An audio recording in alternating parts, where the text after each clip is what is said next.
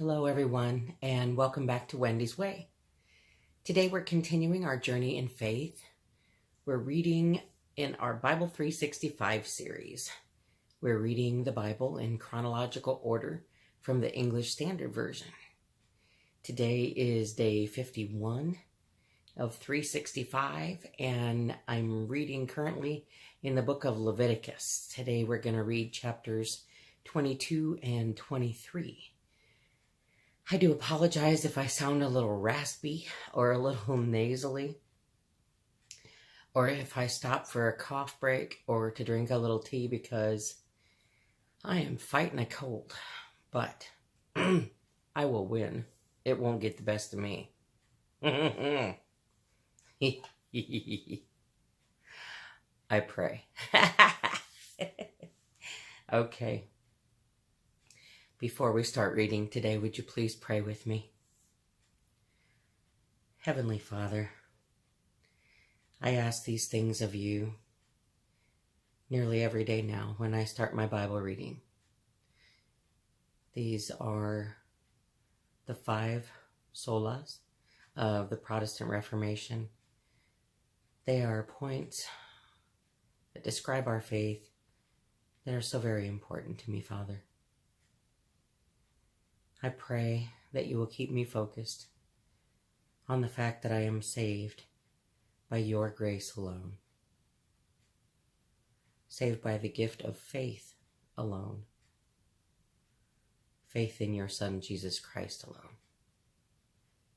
The truths that I learn come from your word alone. And everything I do and say, I pray that I will do for your glory, Father, alone. I thank you so much for this and every day. Amen. Okay. Let's fight back this silly cold and dig into the Word of God.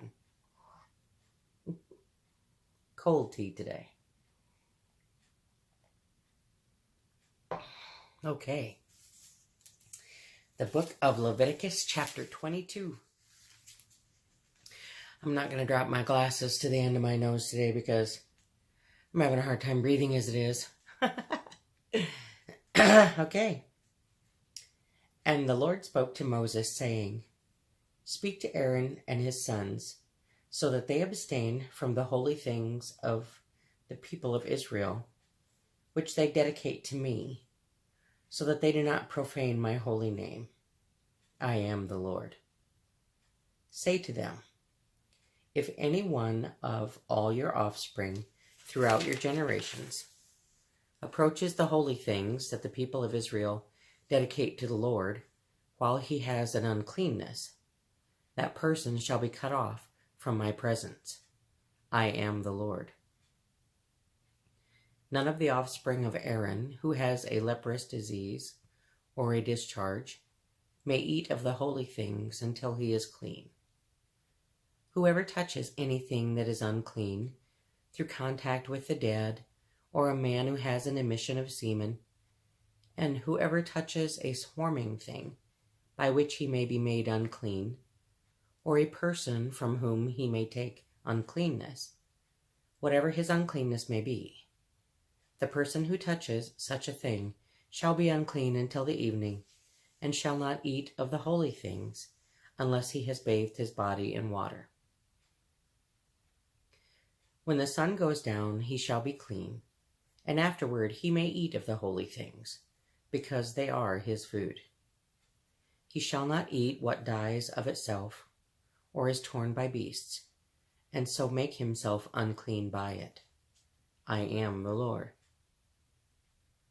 They shall therefore keep my charge, lest they bear sin for it, and die thereby when they profane it. I am the Lord who sanctifies them. A lay person shall not eat of a holy thing. No foreign guest of the priest or hired worker shall eat of a holy thing. But if a priest buys a slave as his property for money, the slave may eat of it, and anyone born in his house may eat of his food. A I'm going to pause there for a second. And often in our readings and our studies, when they talk about purchasing slaves and so on, there were many different situations that would be referred to by the word of slavery. And quite often it was servanthood or bond servanthood. There was, I'm sure many situations there were that a father would sell his daughter, things like that.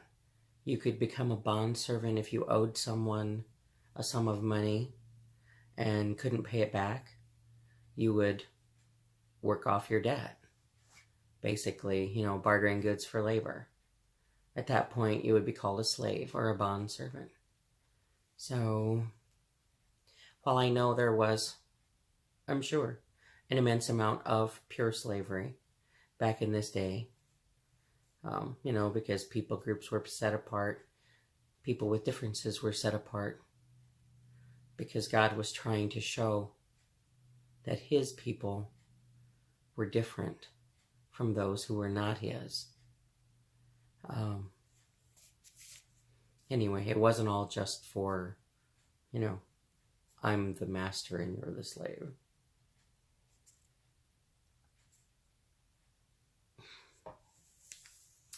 If a priest's daughter marries a layman, she shall not eat of the contribution of the holy things. But if a priest's daughter is widowed or divorced and has no child, and returns to her father's house, as in her youth, she may eat of her father's food. Yet no lay person shall eat of it. And we know the term lay people today, they're just referring to anyone within the household or the family who are not ordained into the priesthood or the service. And if anyone eats of a holy thing unintentionally, he shall add the fifth of its value to it and give the holy thing to the priest. They shall not profane the holy things of the people of Israel, which they contribute to the Lord, and so cause them to bear iniquity and guilt by eating their holy things. For I am the Lord who sanctifies them.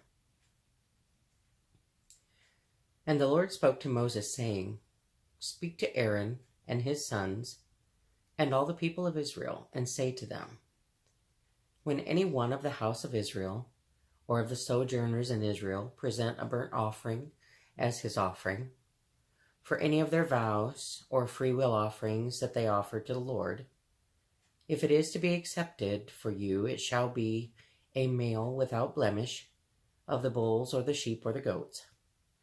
You shall not offer anything that has a blemish, for it will not be acceptable for you. I'm going to stop again. Boy, my little brain's just racing. It's partly because I haven't read for a couple days. It's probably partly the cold medicine that's coursing through my system. But talking with Lungisi about the afflicted being set aside.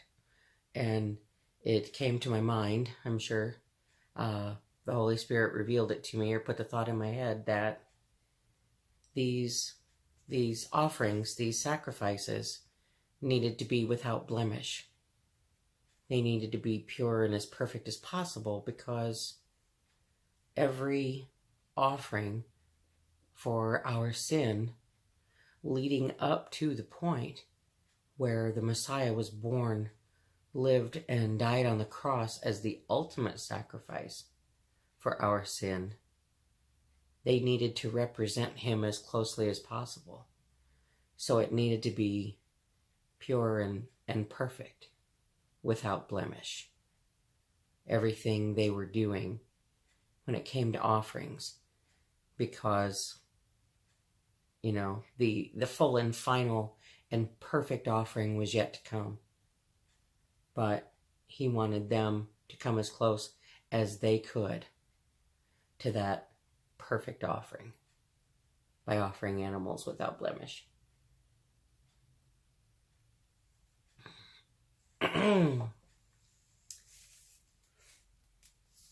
You shall not offer anything that has a blemish, for it will not be acceptable for you. And when anyone offers a sacrifice of peace offerings to the Lord, to fulfill a vow, or as a freewill offering, from the herd or from the flock, to be accepted it must be perfect. There shall be no blemish in it. Animals blind or disabled or mutilated, or having a discharge or an itch or scabs, you shall not offer to the Lord, or give them to the Lord as a food offering on the altar. You may present a bull or a lamb that has a part too long or too short. You may present a bull or a lamb that has a part too long or too short for a free will offering, but for a vow offering it cannot be accepted.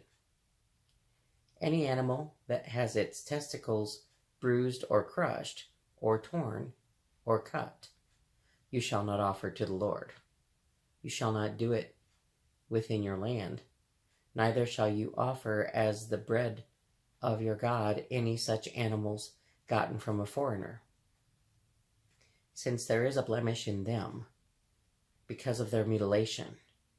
They will not be acceptable to you. For you. And the Lord spoke to Moses, saying, when an ox or sheep or goat is born, it shall remain 7 days with its mother, and from the 8th day on it shall be acceptable as a food offering to the Lord. But you shall not kill an ox or a sheep and her young in 1 day. And when you sacrifice a sacrifice of thanksgiving to the Lord, you shall sacrifice it so that you may be accepted. It shall be eaten on the same day. You shall leave none of it until morning. I am the Lord. So you shall keep my commandments and do them. I am the Lord. And you shall not profane my holy name, that I may be sanctified among the people of Israel. I am the Lord who sanctifies you, who brought you out of the land of Egypt, to be your God. I am the Lord. Chapter 23. The Lord spoke to Moses, saying, speak to the people of Israel and say to them, these are the appointed feasts of the Lord that you shall proclaim as holy convocations. They are my appointed feasts. The Sabbath. 6 days shall work be done, but on the 7th day is a Sabbath of solemn rest, a holy convocation. You shall do no work. It is a Sabbath to the Lord in all your dwelling places. The Passover. These are the appointed feasts of the Lord, the holy convocations, which you shall proclaim at the time appointed for them. In the 1st month, on the 14th day of the month, at twilight, is the Lord's Passover. And on the 15th day of the same month is the feast of unleavened bread to the Lord. For 7 days you shall eat unleavened bread. On the 1st day you shall have a holy convocation. You shall not do any ordinary work. But you shall present a food offering to the Lord for 7 days. On the 7th day is a holy convocation. You shall not do any ordinary work. The Feast of First Fruits.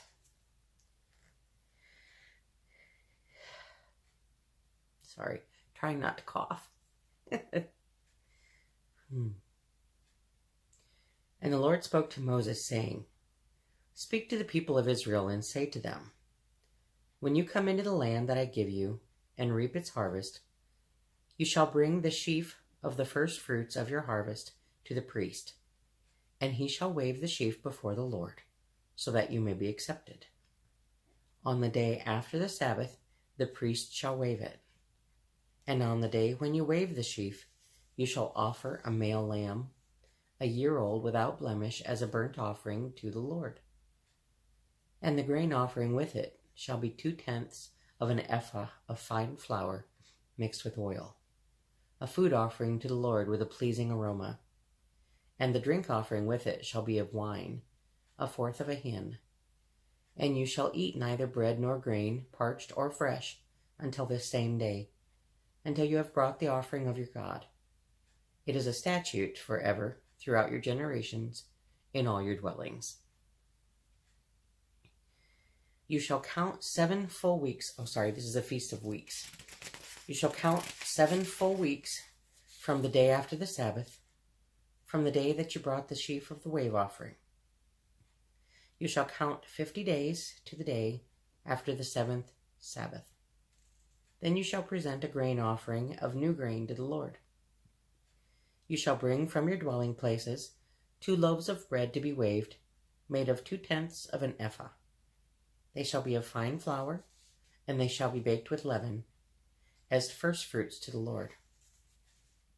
I think that's the first time I remember reading an offering of leavened bread rather than unleavened. And you shall present with the bread 7 lambs a year old without blemish, and 1 bull from the herd, and 2 rams. They shall be a burnt offering to the Lord, with their grain offering and their drink offerings, a food offering with a pleasing aroma to the Lord.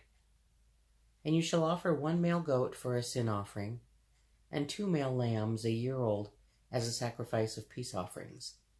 And the priest shall wave them with the bread of the firstfruits as a wave offering before the Lord, with the 2 lambs.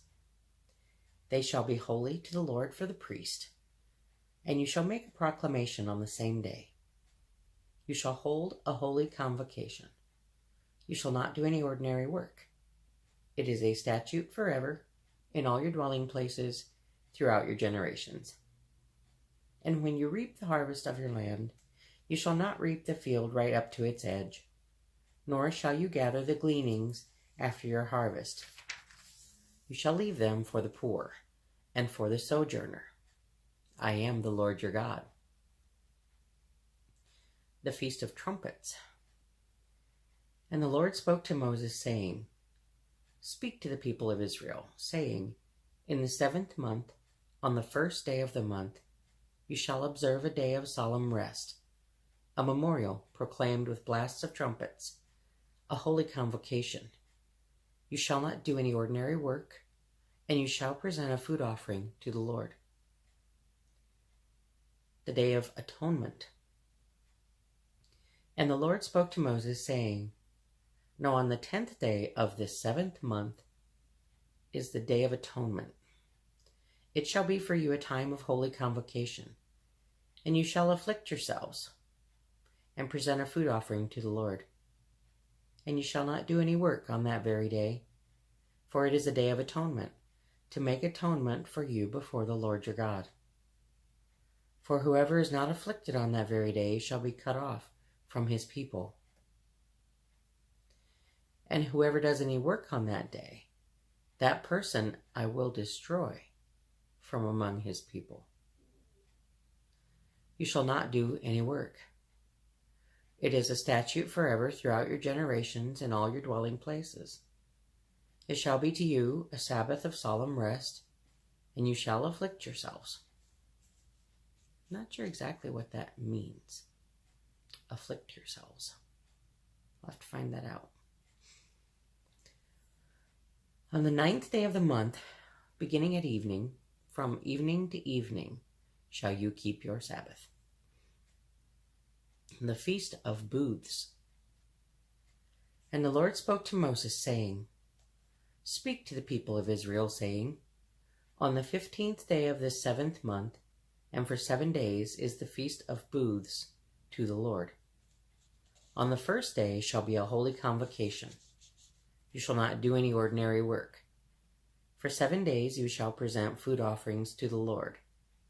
On the 8th day you shall hold a holy convocation and present a food offering to the Lord. It is a solemn assembly. You shall not do any ordinary work. These are the appointed feasts of the Lord, which you shall proclaim as times of holy convocation. For sorry, thought I'd make it.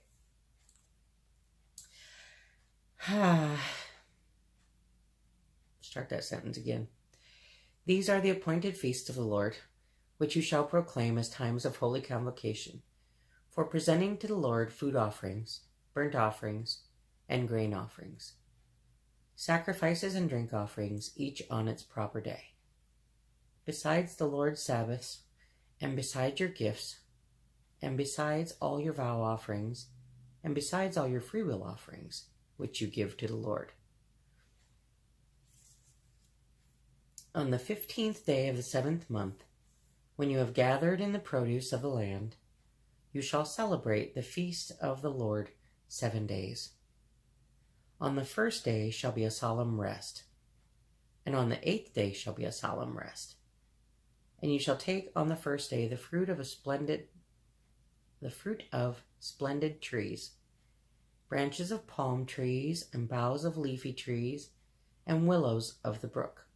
And you shall rejoice before the Lord your God 7 days. You shall celebrate it as a feast to the Lord for 7 days in the year. It is a statute forever throughout your generations, and you shall celebrate it in the 7th month. You shall dwell in booths for 7 days. All native Israelites shall dwell in booths. I'm going to have to figure out what that is too. I have a feeling it has something to do with tents. That your generations may know that I made the people of Israel dwell in booths when I brought them out of the land of Egypt. I am the Lord your God. Thus Moses declared to the people of Israel the appointed feasts of the Lord. All right. These were some pretty clear descriptions of the feasts that the Lord asked the Israelite people to offer him every year. I'm going to have to look up affliction and booths. Talk to the young man in my house who has a much greater understanding of the Bible than I. I'll look it up too. I thank you so much for joining me today at Wendy's Way. I love getting back into the Word. I've been away for a couple of days and, I miss it. It helps settle me. Even when I have this terrible cough and I need to go through a box of tissues a day, it's still very settling to read the Lord's Word, no matter what I'm reading about. It gives me peace. May the good Lord, who blesses me each and every day, bless you as well, today and always. Amen.